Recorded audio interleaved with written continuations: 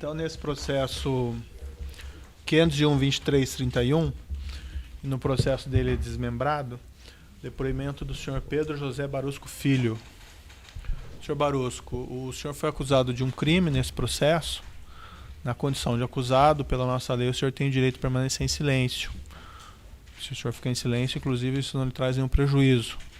Mas, como já é sabido, o senhor celebrou um acordo de colaboração com o Ministério Público. Por meio desse acordo, o senhor teria aberto mão do direito ao silêncio e se comprometido a dizer a verdade. É isso mesmo? Sim. O senhor pretende manter o acordo, então? Sim.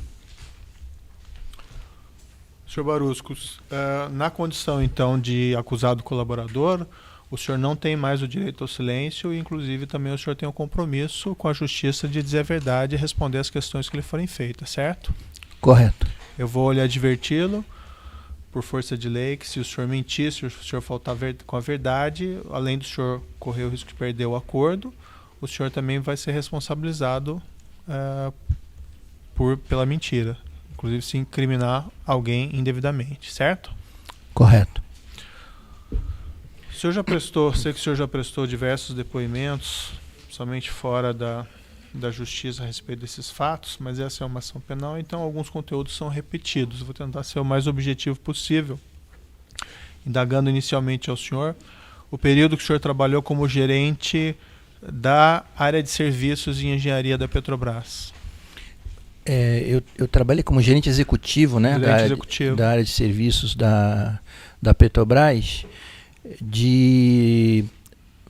eu não lembro exatamente o mês, fevereiro ou março de 2003 a início de abril de 2011, quando eu inclusive deixei a Petrobras, né, foi o meu último cargo na companhia. Quando o senhor começou a trabalhar subordinado ao diretor Renato Duque? Bom, eu já tinha trabalhado na época, o senhor Renato Duque. Nós éramos, assim, colegas de gerência numa área do EP. Ele era gerente de sondas, eu era gerente de plataformas de produção. Então, certo. A gente trabalhou junto. Depois, quando o senhor Renato Duque se tornou diretor de serviço da Petrobras, que acho que foi janeiro de 2003, aí ele me convidou para ser gerente executivo da área de engenharia, da área de serviço. E aí eu comecei a trabalhar com ele nesse período, março de 2003. Na sua atividade, o senhor conheceu o senhor Paulo Roberto Costa, presidente? Conheci o Paulo Roberto Costa logo quando entrei na Petrobras, porque assim, a gente era meio contemporâneo, né, de turma, então eu conhecia. O senhor Paulo Roberto Costa relatou que ele assumiu esse cargo de diretor por conta de uma indicação política do Partido Progressista. O senhor tinha conhecimento disso na época? Olha, isso era era um assunto que as pessoas comentavam, né? Mas assim, é difícil saber, ter certeza, né? Assim, mas se comentava isso, né? Uhum. O senhor sabe me dizer se o senhor Renato Duque ele assumiu esse cargo de diretor também em decorrência de alguma influência política? Era também comentário, né? Que teria sido o PT, mais especificamente o senhor José Disseu, mas ele nunca comentou isso comigo, nunca falou nada disso comigo.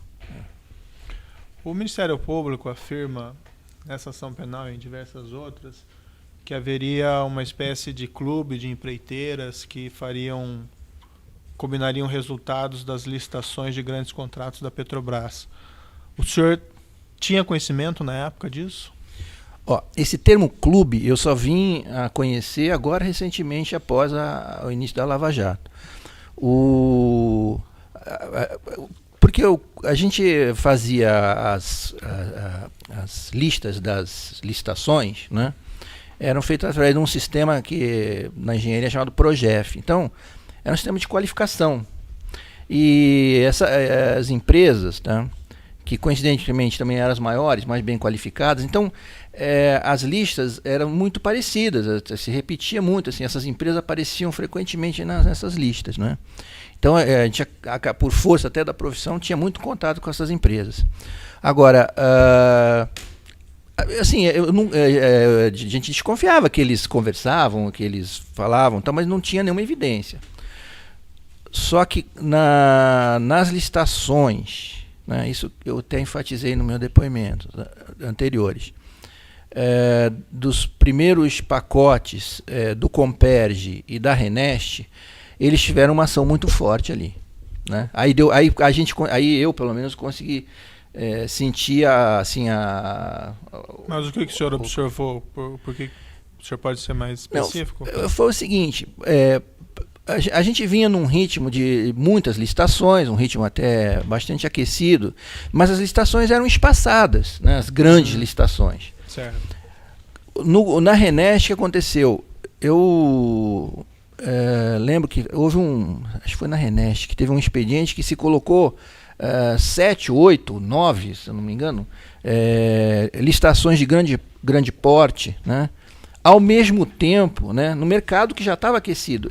Isso propiciou uma ação muito forte deles. Então, por exemplo, quando foram abertos os envelopes, a primeira abertura de envelopes, os preços vieram assim na estratosfera, né, tipo 50% a mais, 40% a mais, até o dobro tinha, né?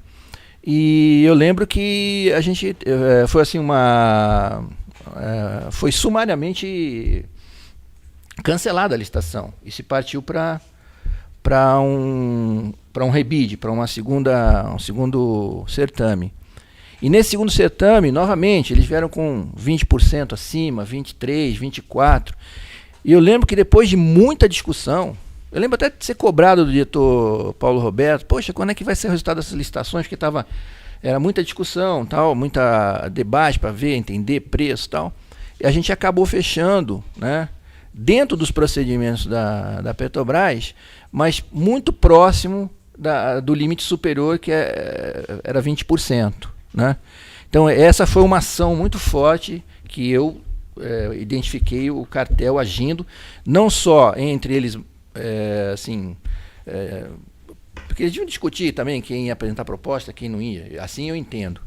Mas eu senti também eles fazendo pressão para fechar em cima do limite, nos preços no limite superior. Mas alguém relatou ao senhor diretamente que existia um cartel, que havia esses ajustes de licitação? Assim, isso eu não conversava explicitamente, mas às vezes eles comentavam que conversavam. Eles quem comentavam? Alguns representantes das empresas. O Ricardo Pessoa. Eles conversavam com quem? Com o senhor, dizendo que tinha alguma espécie de acordo, de ajuste, ou não?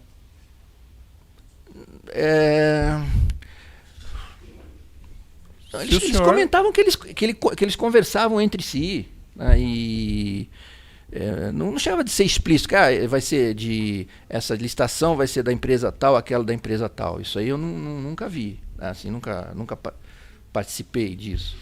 Essas empreiteiras, elas faziam chegar na sua mão alguma lista de empreiteiras a serem convidadas para essas licitações específicas, ou alguma espécie de informação ou solicitação, convide essas empresas e não outras? Havia alguma coisa dessa espécie? Houve uma tentativa uma vez, foi da Odebrecht, tá? Me colocou uma lista, mas era inútil, né? Porque a lista não era a gente que fazia, a lista vinha da área técnica, vinha da qualificação. Né? Mas o senhor não podia influenciar de alguma maneira a inclusão ou exclusão de empresas dessa lista? Eu nunca tentei, porque vinha da... Assim, eu poderia agir no caso, por exemplo, de uma dúvida. Né? Por exemplo, assim, poxa, essa empresa aqui não está atendendo 100%, está 99%, vamos aumentar a competitividade. Aí, quando tinha alguma dúvida, alguma coisa que precisava de um apoio gerencial maior, eu poderia, vamos dizer assim, influenciar. Mas colocar uma empresa ou tirar uma empresa, assim, colocar uma empresa não qualificada ou tirar uma empresa qualificada, isso era muito difícil, era quase impossível, porque vinha da área técnica e tinha que ser seguido o que vinha da área técnica. Né? O senhor recebeu na sua atividade como gerente executivo valores, comissionamentos, propinas dessas empreiteiras? Sim. Como que isso começou? O senhor pode me esclarecer? Olha, eu tive eu comecei recebendo propina da SBM, né, em 95, 96, eu não lembro exatamente o início, quando começou, ligado a alguns contratos de plataforma, ganhava um percentual da comissão, né, de representação do representante da SBM, né. E porque no tempo eu não sei precisar exatamente, mas em 2003 que eu comecei a conviver com muitas empresas e tal, aí começou uma outra empresa, quando eu vi eu estava nesse, vamos dizer assim, nesse mercado, vamos dizer assim, né, nesse cenário, tá? Isso foi a partir do senhor ter assumido essa função de gerente executivo? Até 2003, eu só me lembro de ter recebido e de receber da SBM. Tá. A partir de 2003, eu comecei, final de 2003, né? Porque quando eu entrei não tinha tanta assim, intimidade ou relacionamento com as empresas, nem com o diretor. Mas assim, final de 2003, início de 2004, eu comecei a receber de outras empresas. E era uma coisa que o senhor recebia ou como isso funcionava? Outras pessoas ali dentro recebiam também? Sim, tinha. Era uma divisão onde participava. Assim, no começo tinha um percentual para casa, né, que participava eu, o Renato Duque. Eu lembro do Zelada, participou de um diretor que na época não era diretor, ele era gerente dentro da engenharia. Isso foi progredindo. Depois eu comecei a ter mais informação, fiquei sabendo que tinha um percentual, né, que era dividido entre o Partido dos Trabalhadores, né, e a casa, né. Aí fui tendo mais casa informação. Era o pessoal interno. Pessoal interno, O senhor mencionou o Zelado algumas vezes. Sim. Basicamente era eu e o Renato Duque, basicamente, né? O Zelada pouquíssimas vezes, e mais no final assim, já 2011, né? O Roberto Gonçalves, né? E como que era calculado esse pagamento dessas vantagens? Assim, a regra básica era assim, era 1%, se fosse contratos que a diretoria de serviço estivesse fazendo relacionado às obras do EP, do gás e energia, né, normalmente era um total de 2%. 1% ia para o Partido dos Trabalhadores e 1% vinha para casa.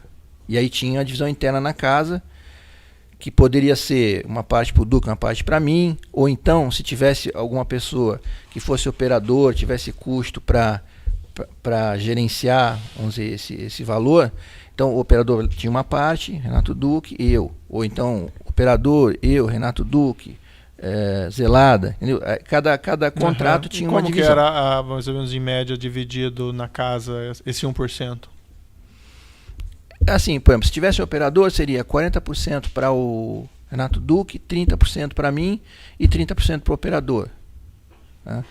Agora, quando eram contratos da área do abastecimento, né, a divisão era diferente. Era 2%, né, total, mas só que era 1% para a área do abastecimento, do diretor Paulo Roberto, e 1% para a área de serviço. Aí esse 1% era dividido, 0,5% partido e 0,5% para casa. E na casa se aplicava a divisão parecida com o outro caso. E o senhor tinha conhecimento na época que havia esse pagamento também para a diretoria de abastecimento? Sim, porque por causa dos percentuais, né? Essa regra ficou estabelecida. O senhor chegou a conversar juntamente com o senhor Paulo Costa, com o senhor Renato Duque sobre essas questões, não? Não, nunca conversei com o diretor Paulo Roberto sobre esse assunto, nunca. Só com o Renato Duque. Renato Duque. E esse percentual era em cima também dos aditivos ou só dos contratos? Essa é uma pergunta difícil, porque teoricamente era em cima de tudo, né? Mas aí quando chegava nos aditivos sempre dava problema de recebimento, né? E o senhor sabe me dizer, por exemplo, que empreiteiras que pagavam? Algumas delas, poderia citar alguns nomes? Eu citei, inclusive, alguns contratos, né? Andrade, Odebrecht, OS, UTC, Engevix, né?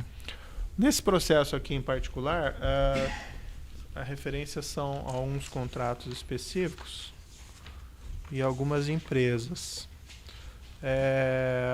A Toyo Cetal, SOG Cetal, pagava? Sim. O senhor chegou a tratar esse pagamento de propina com algum dirigente da Cetal? Com quem que o senhor tratou?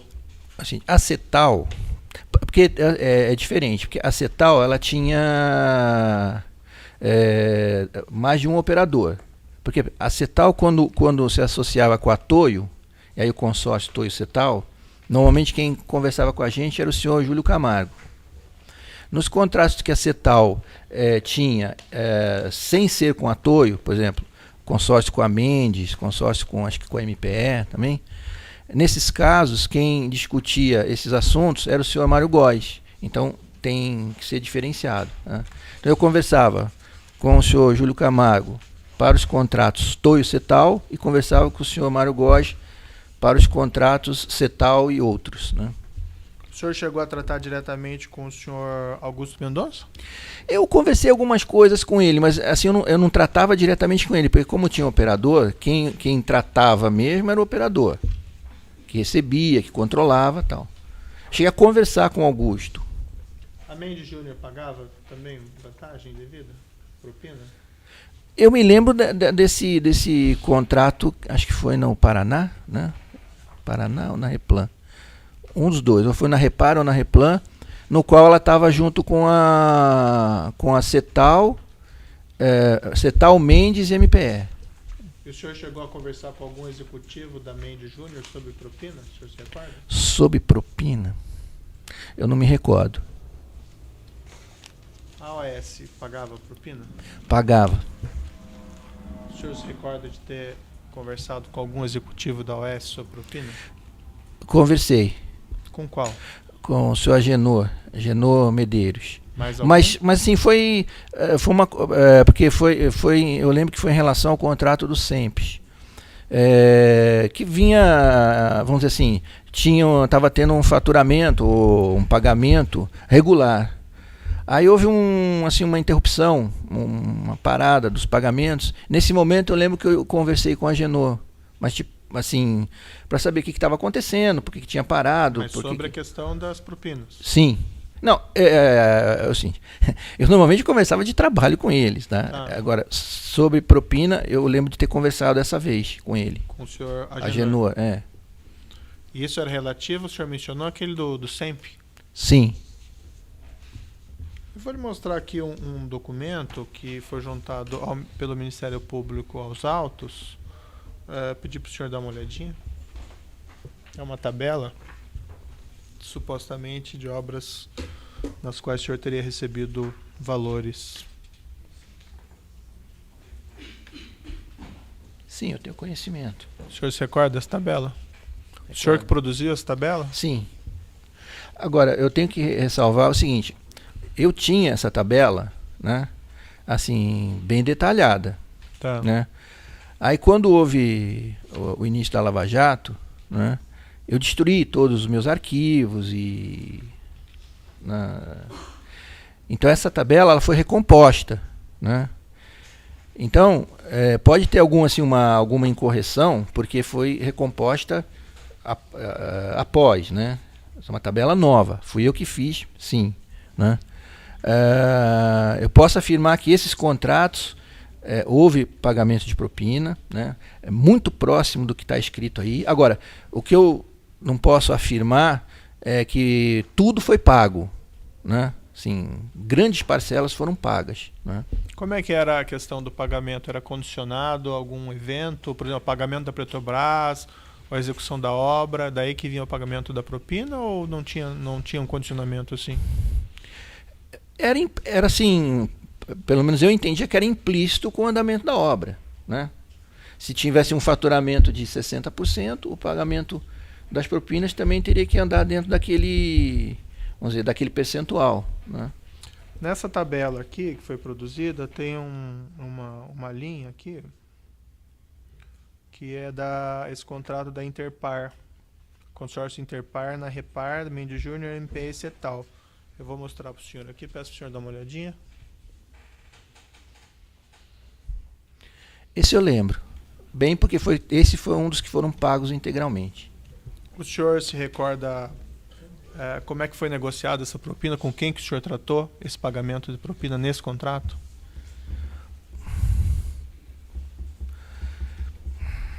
Eu não me lembro da negociação. Eu me lembro que quem recebia isso era o Mário Góes. E que esse contrato teve assim um andamento nesse aspecto do pagamento da propina, assim, normal, foi pago ao longo do processo. Quanto que foi pago de propina nesse contrato? Esse aqui é um daqueles do que tem o abastecimento, né? Isso. Então foi pago 0,5% para casa. Esse 0,5% da casa foi pago. Mas e outro 0,5% pro... Essa é aquela questão. O 0,5% que ia para o partido é como se fosse uma alocação. Sei. Quem era responsável por receber, por gerenciar, era o partido. Eu Então, não me envolvia. Não passava na sua mão. Não. Eu nunca paguei nada para o partido, zero. Tá. Mas o acerto era do 1%. 1%. Esse aqui é daqueles que tem 1% para o abastecimento. Tá. Isso é o que eu sabia. Sim, né? sim. E 1% para a área de serviço. Esse 1% da área de serviço está aqui, ó, 0,5% para o partido, né? E 0,5% para casa. O senhor se recorda se nessa negociação desse contrato do consórcio, o senhor chegou a tratar com os executivos da CETAL, ou da Mendes Júnior, ou da MPE sobre a propina? Ó, com certeza eu conversei com Augusto Mendonça. Os outros dois eu não me recordo ter falado sobre isso. Nessa mesma folha tem uma outra linha ali embaixo, OAS, fala do consórcio Gazan e do Urucu, Coari, Manaus. Peço para o senhor dar uma olhadinha.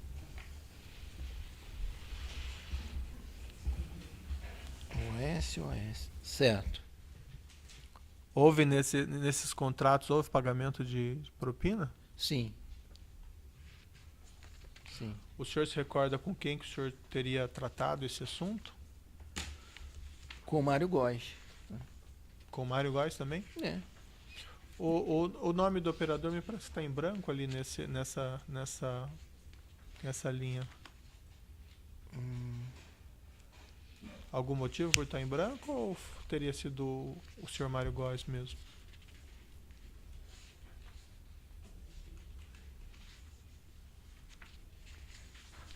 Eu estou na dúvida. Mas eu lembro que houve pagamento de propina. Isso eu lembro com certeza. Né? Se o senhor puder me passar. Então, ainda nessa tabela, na outra folha, tem o consórcio...